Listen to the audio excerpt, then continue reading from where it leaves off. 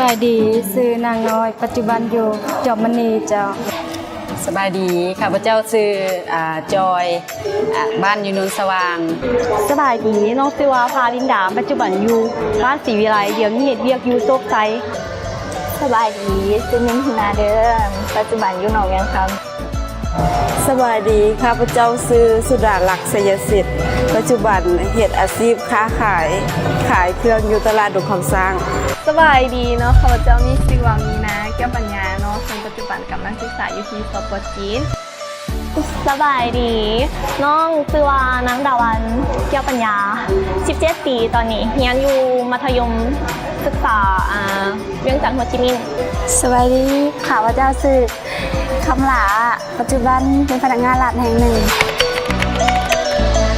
ต้นเล็กๆเห็นเอื่อยเราใส่เนาะก็อยากลองใส่เบิ่งนะฮู้จักผลิตภัณฑ์ดีไลท์แมนอยู่ตามซื้อออนไลน์เนาะอยู่ Facebook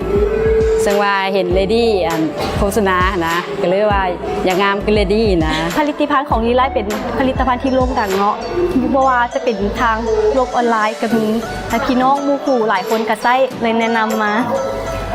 แนะนำมาเพราะน้องจะบ่ใช้ผลิตภัณฑ์อีหยัง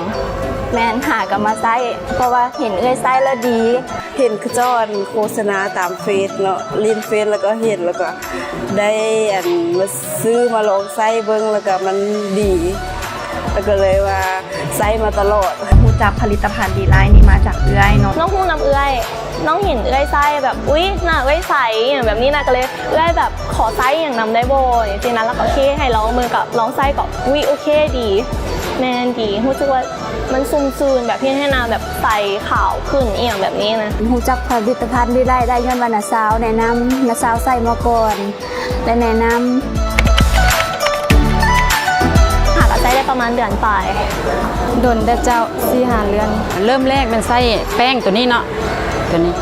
ละใส่ประมาณตัวนี้มัน2 ปีแล้ว 3-4 ปีก็ว่าได้ใช้มาได้ปีปลายแล้วเกือบสิฮอด2 ปีได้แล้วแหละเลยใส่ผลิตภัณฑ์นี้มาได้2 ปีแล้วเพราะว่าใส่ได้หลายแล้วก็จะใส่ต่อไปตั้งแต่ผลิตภัณฑ์ของดีไลท์เนาะออกมาช่วงแรกๆเนาะจนเท่าปัจจุบันนี้ก็ยังใช้อยู่เนาะนั่นก็คือแบบว่าเป็นผลิตภัณฑ์ที่ว่าถูกใจเฮาแล้วก็ใช้แล้วมันเห็นผลแล้วก็ดีแท้เนาะจึงใช้มาถึงเท่าปัจจุบันนี้เนาะทุกอันเลยเพราะเขาใช้ทุกอันเลยโดยเฉพาะเขาใช้มากหลายก็คือว่าผลิตภัณฑ์ของตัวนี้เนาะเขาใช้เพราะว่ามันจะสวยให้หน้าเขาหันชุ่มชื้นเนียนใสกระจ่างใสขึ้นอาการหน้าเขานุ่มรู้สึกว่าหน้ามันจะขาวกระจ่างขึ้นแป้งเจ้าทาแล้วแล้วหน้าใสเนียนชุ่มชื้นมีออร่าเจ้าเฮ็ดให้หน้าบ่โมกจ้ะคนที่หน้ามันแล้วใส่ตัวนี้นะมันดีแท้ใส่ตัวนี้เคยแพ้โฟมล้างหน้าแล้วก็ออกตุ่มเป็นพื้นน่ะแล้วก็ลองมาใส่ตัวนี้เบิ่งรู้สึกว่ามันดีน้องมังอยู่2อันก็คือตัวนี้มาร์กหน้าทองคำกับแป้ง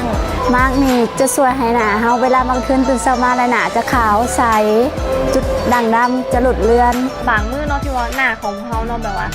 มันแบบว่าเสียหรือว่าถึกแดดถึงอย่างมาหลายเนาะเฮาก็สามารถใส่ตัวนี้เนาะตื่นเช้ามามันก็คือแบบว่าบำรุงได้เต็มที่แล้วก็บ่มีปัญหาอย่างขึ้นมาเนาะตัวนี้เนาะ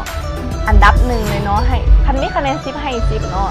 มันใสนะรู้สึกมันซุ่มซื่อแล้วแบบสุขภาพหน้ามันดีขึ้นกับแป้งแบบเฮาทามันจะคุมมันได้ดีแล้วก็มันจะบ่หนาบ่เข้มอีหยังเกินไปสินะมันจะแบบคิดน้องมากเลดี้ต้องขอบใจกับบรรดาลูกค้าที่ให้ความไว้วางใจและนำไส้ผลิตภัณฑ์ของดีไลท์หลวงพระบางตลอด5 ปีที่ผ่านมาขอบใจกันกับทุกๆคนอย่างจริงใจดีไลท์หลวงพระบางผลิตภัณฑ์ของคนลาวโดยคนลาวเพื่อผิวพรรณของคนลาวโดยเฉพาะ